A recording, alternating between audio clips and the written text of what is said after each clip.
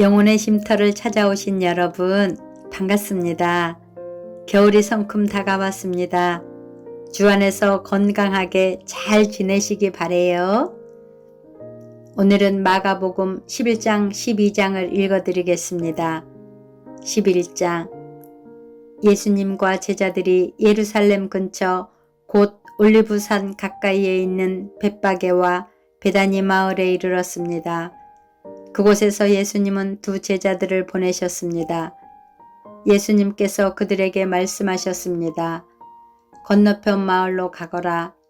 거기에 가면 지금까지 아무도 탄 적이 없는 나귀 새끼 한 마리가 매여 있는 것을 볼 것이다. 그것을 풀어서 이리로 가지고 오너라. 누가 너희에게 왜 이러십니까? 라고 물으면 이렇게 말하여라. 주님께서 필요하시답니다. 곧 이리로 돌려보내실 것입니다. 제자들이 마을로 들어가서 길 쪽으로 있는 문에 묶여있는 나귀 새끼를 발견하였습니다. 제자들이 나귀를 풀었습니다. 서 있던 사람이 제자들에게 물었습니다. 나귀를 풀다니 무엇을 하려는 것이요?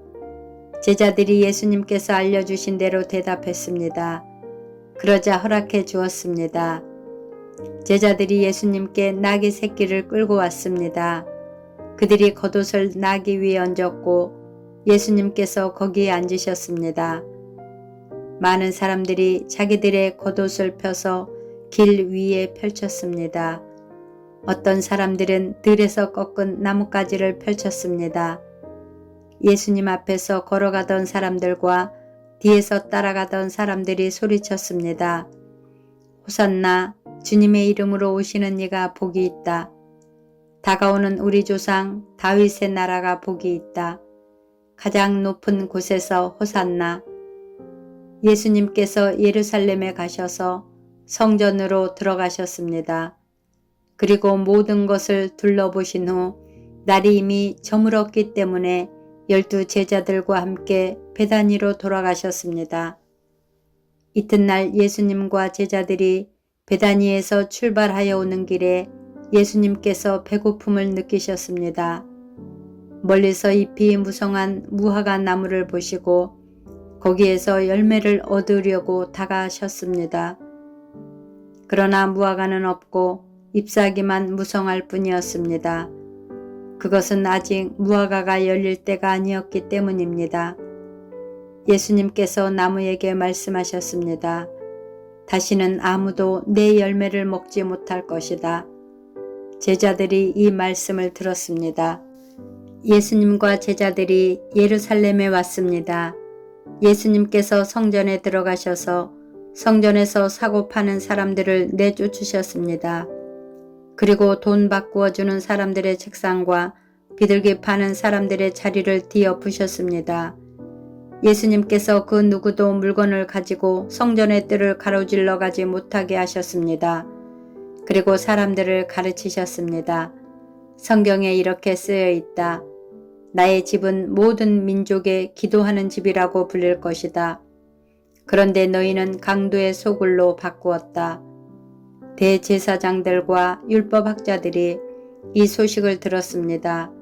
그들은 예수님을 죽일 방법을 찾기 시작했습니다. 그것은 사람들이 예수님의 가르침에 놀라워하므로 그들이 예수님을 두려워했기 때문입니다. 밤이 되자 예수님과 제자들은 성을 떠났습니다. 아침에 지나가다가 제자들이 무화과 나무가 뿌리부터 말라버린 것을 보았습니다. 베드로가 생각이 나서 예수님께 말했습니다. 선생님 보세요. 저주하셨던 무화과 나무가 말라 죽어 있습니다. 예수님께서 대답하셨습니다. 하나님을 믿어라. 내가 너희에게 진정으로 말한다. 누구든지 이 산을 향하여 뽑혀서 바다에 던져져라 하고 말하고 마음속에 아무 의심 없이 말한 대로 될 줄 믿으면 그대로 이루어질 것이다. 그러므로 내가 너희에게 말한다. 너희가 기도하고 구한 모든 것은 받은 줄로 믿어라. 그러면 이루어질 것이다. 너희가 서서 기도할 때 다른 사람과 원수된 일이 있으면 그를 용서하여라. 그래야 하늘에 계신 너희 아버지께서도 너희의 죄를 용서하실 것이다. 없음. 예수님과 제자들이 다시 예루살렘으로 갔습니다. 예수님께서 성전에서 거니실 때 대제사장들과 율법학자들과 장로들이 예수님께 왔습니다. 그들이 예수님께 말했습니다. 당신이 무슨 권한으로 이런 일을 하는 것이요? 누가 당신에게 이런 권한을 주었소? 예수님께서 이들에게 대답하셨습니다. 내가 한 가지를 너희들에게 묻겠다. 만일 나에게 대답하면 내가 무슨 권한으로 이런 일을 하는지 말해주겠다. 요한의 세례가 하늘로부터 온 것이냐? 아니면 사람에게서 온 것이냐? 대답해 보아라. 그들이 자기들끼리 의논하였습니다. 만일 우리가 하늘로부터 왔다고 하면 그가 어째서 너희는 요한을 믿지 않았느냐 하고 말할 것이다. 그렇다고 사람에게서 왔다고 할 수도 없지 않은가. 이들은 백성들을 두려워했습니다. 그것은 모든 사람들이 진정으로 요한을 예언자로 생각하고 있었기 때문입니다. 그래서 예수님께 우리는 모르오 하고 대답했습니다. 예수님께서도 그러면 나도 너희에게 내가 무슨 권한으로 이런 일을 하는지 말하지 않겠다 라고 말씀하셨습니다. 12장. 예수님께서는 비유로 사람들에게 말씀하기 시작하셨습니다. 어떤 사람이 포도밭을 가꾸었다. 그리고 주위에 담장을 치고 포도즙을 짤 구덩이를 파고 망대를 세웠다. 그리고 포도밭을 농부들에게 빌려주고 여행을 떠났다. 때가 되자 주인은 농부들에게 종을 보내어 포도밭에서 난 자기 몫의 수확물을 가져오게 했다. 그러나 농부들은 그 종을 붙잡아 때린 후 빈손으로 쫓아버렸다. 다시 주인은 다른 종을 그들에게 보냈다. 그러자 그들은 그의 머리를 때리고 깔보고 업신여겼다. 다시 주인은 다른 종을 보냈다. 그러자 그들은 그 하인을 죽였다. 다른 많은 종들을 보냈지만 농부들은 때리기도 하고 죽이기도 하였다. 주인에게는 한 사람이 더 있었는데 바로 그의 사랑하는 아들이었다. 결국 주인은 아들을 농부들에게 보내면서 말했다. 농부들이 내 아들은 존중할 것이다. 그러나 농부들은 서로 말했다. 이 사람은 주인의 상속자이다. 어서 그를 죽이자. 그러면 유산이 우리의 것이 될 것이다. 농부들은 아들을 잡아다 죽인 후 포도밭 밖으로 던져버렸다. 포도밭의 주인이 이제 어떻게 하겠느냐. 그는 포도밭에 가서 농부들을 다 죽이고 포도밭을 다른 농부들에게 줄 것이다. 이런 성경 말씀을 읽어보지 못했느냐. 건축자들이 버린 돌이 집 모퉁이의 머릿돌이 되었다. 이는 주님께서 하신 일이다. 이것이 우리 눈에 놀랍지 않은가. 그들은 이 비유가 자기들을 빗대어 하신 것임을 알고 예수님을 체포하길 원했습니다. 그러나 백성들을 두려워하여 예수님을 두고 떠나가 버렸습니다. 그들은 예수님의 말씀에서 트집을 잡으려고 바리새파 사람과 헤롯 당원 몇 명을 예수님께 보냈습니다. 그들이 와서 말했습니다. 선생님, 우리는 선생님께서 진실한 분이시며 아무에게도 얽매이지 않으신다고 알고 있습니다.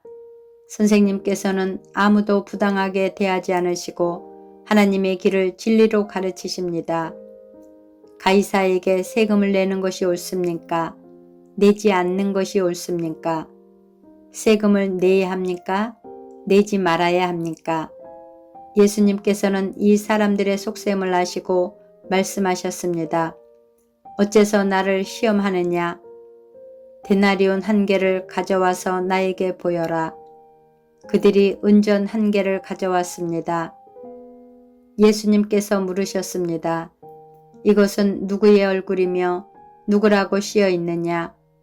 그들이 대답했습니다. 가이사입니다. 예수님께서 그들에게 말씀하셨습니다. 가이사의 것은 가이사에게 주어라. 그리고 하나님의 것은 하나님께 바쳐라. 그들은 예수님의 말씀에 놀랐습니다. 부활이 없다고 주장하는 사두개파 사람 몇 명이 예수님께 왔습니다. 그리고 예수님께 질문을 했습니다. 선생님, 모세는 형이 자식이 없이 아내만 남겨두고 죽으면 동생이 그 형수와 결혼하고 형을 위하여 자식을 낳아 주어라 하고 기록했습니다. 7 형제가 있었는데 맏형이 결혼하고 자식이 없이 죽었습니다. 그래서 둘째가 형수와 결혼을 했는데 역시 자식이 없이 죽었습니다. 셋째도 마찬가지였습니다. 7 형제 모두가 자식을 남기지 못했습니다. 나중에 여자도 죽었습니다. 그러면 다시 살아날 때 그 여자는 그들 중에 누구의 아내가 되겠습니까? 7 형제가 모두 그를 아내로 맞이했으니 말입니다. 예수님께서 대답하셨습니다. 너희가 성경도 모르고 하나님의 능력도 몰라서 잘못 생각하는 것이 아니냐. 사람들이 죽은 사람들 중에서 다시 살아날 때에는 장가도 가지 않고 시집도 가지 않는다. 그들은 마치 하늘에 있는 천사처럼 될 것이다. 죽은 사람이 다시 살아나는 것에 대해서는 모세의 책에 기록된 떨기나무 대목에서 하나님께서 모세에게 어떻게 말씀하셨는지를 읽어보지 못했느냐. 하나님께서 모세에게 나는 아브라함의 하나님, 이삭의 하나님, 그리고 야곱의 하나님이다 라고 말씀하시지 않았느냐. 하나님께서는 죽은 사람들의 하나님이 아니라 살아있는 사람들의 하나님이다. 너희가 크게 잘못 생각하고 있다. 율법학자 가운데 한 사람이 다가와서 논쟁하는 것을 들었습니다. 예수님께서 사두개파 사람들에게 잘 대답하시는 것을 보고 그가 물었습니다. 모든 계명 중에 어떤 것이 가장 중요합니까? 예수님께서 대답하셨습니다. 가장 중요한 계명은 이것이다. 이스라엘아 들어라. 주 우리 하나님은 한 분이시다. 내 모든 마음과 모든 영혼과 모든 뜻과 모든 힘을 다하여 주 너희 하나님을 사랑하여라. 두 번째로 중요한 것은 이것이다.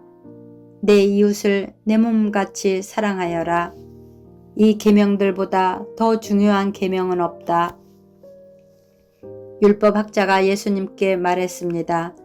옳습니다. 선생님, 하나님께서는 한 분이시고 그 외에는 다른 신이 없습니다. 모든 마음과 모든 지식과 모든 힘을 다하여 하나님을 사랑하고 이웃을 자기 자신처럼 사랑하는 것이 다른 모든 번제물이나 희생 제물보다 더 중요합니다. 예수님께서는 이 사람이 지혜롭게 대답하는 것을 보시고 말씀하셨습니다.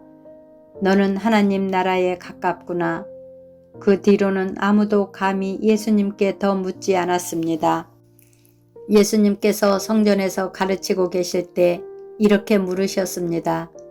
어째서 율법학자들은 그리스도가 다윗의 자손이라고 말하느냐? 다윗 자신은 성령으로 이렇게 말하였다. 여호와께서 내 주님에게 말씀하셨다. 내가 내 원수들을 내 발 아래 굴복시킬 때까지 내 오른쪽에 앉아 있어라. 다윗 자신도 그리스도를 주님이라고 부른다. 그런데 어떻게 그리스도가 다윗의 자손이 되겠느냐? 많은 무리가 예수님의 말씀을 기쁘게 들었습니다. 예수님께서 가르치시면서 말씀하셨습니다. 율법학자들을 주의하여라. 이들은 긴 옷을 입고 걸어다니기를 좋아하고 장터에서 인사받기를 좋아한다. 이들은 회당에서 높은 자리를 좋아하고 잔치에서도 윗자리를 좋아한다. 이들은 과부의 집을 삼키며 사람들에게 보이기 위해 길게 기도한다. 이런 사람들은 더 큰 심판을 받을 것이다. 예수님께서 헌금함 맞은편에 앉으셔서 사람들이 어떻게 헌금하는지를 보셨습니다. 여러 명의 부자들이 많은 돈을 헌금했습니다. 가난한 과부가 와서 렙돈 동전 2개, 즉 한 고두란트를 넣었습니다. 예수님께서 제자들을 부르신 후에 말씀하셨습니다. 내가 너희에게 진정으로 말한다. 이 가난한 과부가 헌금함에 돈을 넣은 다른 모든 사람들보다 더 많이 헌금을 하였다. 다른 모든 사람들은 넉넉한 중에서 헌금을 하였지만 과부는 가지고 있던 모든 것, 즉 생활에 필요한 돈 전부를 바쳤다. 아멘. 감사합니다. 사랑하고 축복합니다.